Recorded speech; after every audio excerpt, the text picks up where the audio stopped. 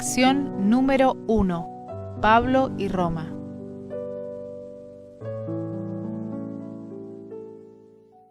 Hola a todos.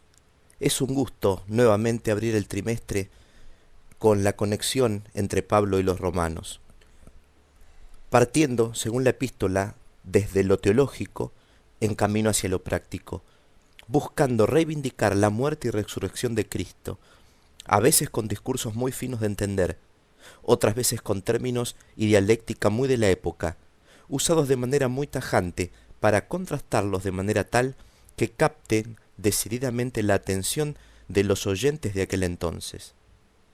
Piensen que estas cartas eran leídas desde el púlpito a la feligresía, como es nuestra sana costumbre un sábado de mañana. No había copias para cada uno. Es un documento que es considerado como el más influyente dentro de la cristiandad y ha cambiado el curso de la historia de la Iglesia y el mundo. Por ejemplo, les voy a dar el nombre de 3 personas: Agustín de Hipona, Juan Wesley y el gran Martín Lutero. Ellos encontraron descanso a su alma al leer el mensaje central de Romanos, bajo la frase «El justo por la fe vivirá». Esto revolucionó sus vidas y la vida de los que los rodeaban.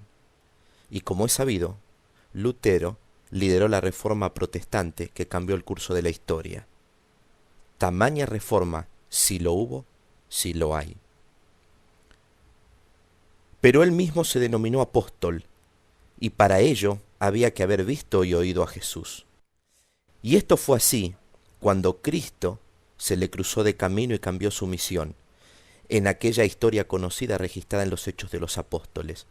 Hombre tenaz y apasionado en alcanzar al prójimo donde éste se encuentre. Hay que tener en cuenta además que Pablo no escribió libros, sino epístolas o cartas en un momento específico, existiendo una razón concreta, en un contexto que hay que conocer e interpretar, ya que es diferente al nuestro, para sacar una mejor lección para nuestras vidas. Por eso, antes de continuar, vale ya una pequeña aclaración. Durante este trimestre, al escudriñar esta carta, no nos detengamos solamente en la historia de lo sucedido, sino que procuremos descubrir y ver a Jesús detrás de escena y cómo se cumplen sus planes y propósitos, haciendo un paralelo con nuestra realidad actual.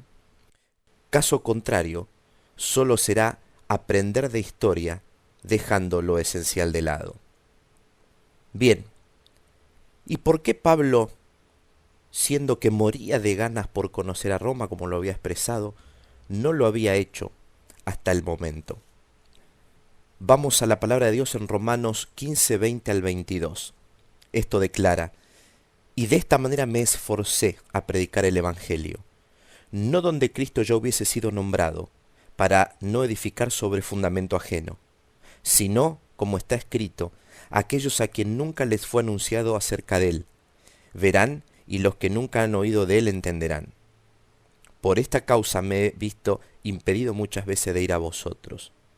Pero ahora, no teniendo más campo en estas regiones, y deseando desde hace muchos años ir a vosotros». Impresionante. Dejó la comodidad de lo conocido y buscó la incomodidad de lo desconocido. Dedicado a alcanzar a los gentiles, es decir, al no judío, y siendo esta su misión por excelencia, fue donde no se conocía al Jesús resucitado.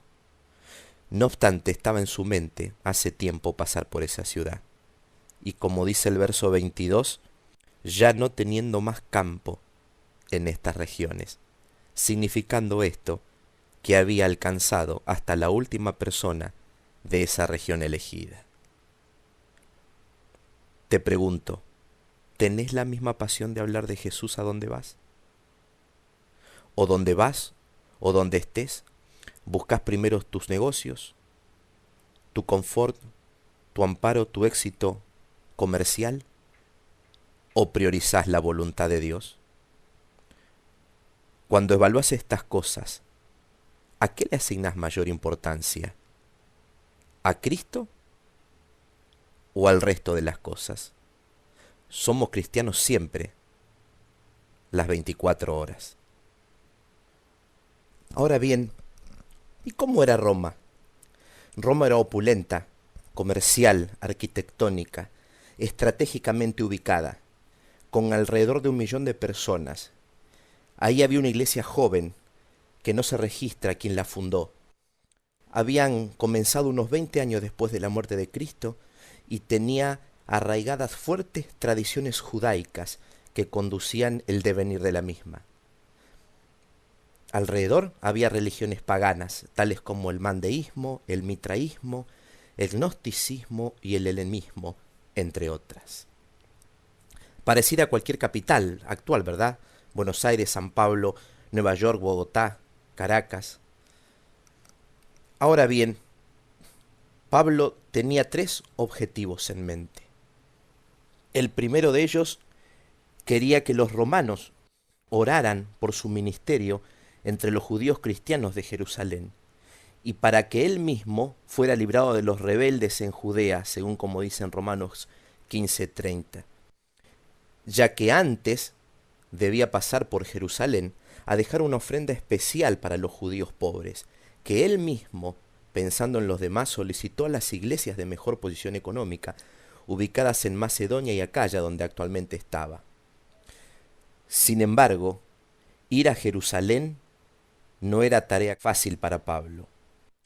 Los incrédulos lo tildaban de buscapleitos, y para muchos de los cristianos solo era un liberal que había sido desleal a su herencia judía. Y aunque oraron, al llegar a Jerusalén, Pablo fue puesto preso por 2 años, con custodia especial de día y de noche. ¿Cuántas veces Dios interviene y cambia tus planes en tu vida?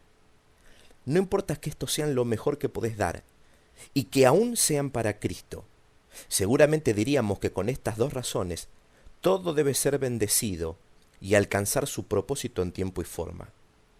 Aún así, siempre debe primar la voluntad de Dios. Encarcelado y sufrido, el Evangelio de Cristo tuvo más efecto que si hubiera estado libre de las cadenas. La armonía y tranquilidad que solo Dios da en las pruebas habían sido más eficaces que los discursos de Pablo. Y encima era Pablo. ¿Qué nos queda pensar a nosotros entonces? Cómo pasas tus pruebas es un testimonio para la gente y es mucho más fuerte y eficaz que las palabras.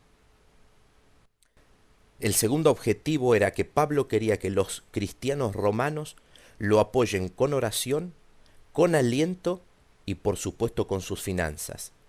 Noten que Pablo no fue a quedarse en la comodidad y opulencia de Roma, donde le hubiera sido mucho más rentable armar sus carpas y comercializarlas, sino que solo quería pasar por allí y llegar hasta España, otro lugar donde había prójimos con la necesidad de conocer a Jesús. Y como tercer objetivo, quería cerrar de una vez por todas la brecha existente que judíos generaron en contra de los gentiles, exigiéndole a estos últimos ser de religión judía a través del acto de la circuncisión para ser aceptados y consecuentemente cristianos. Increíble. Esto lo llamo yo egoísmo corporativo. Vamos a traducirlo.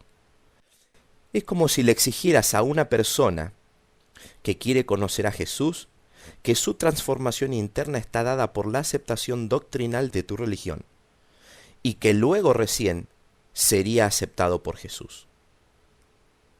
Esto nunca fue ni es bíblico. Primero acepto a Jesús y todo lo demás, doctrina incluida, será añadido. Cuando en tu vida encuentres a esas personas que necesitan de Dios, pues háblales de Él, dales tu testimonio, fíjate qué puedes hacer por sus necesidades, ora con ellos, preséntales la persona de Cristo, hazlo conocer a Jesús, y una vez aceptado Él, habla del resto. No busques enseñar de entrada, Busca amar y sin ansiedades vendrá la otra etapa. Todo tiene su tiempo, algún sabio escribió una vez.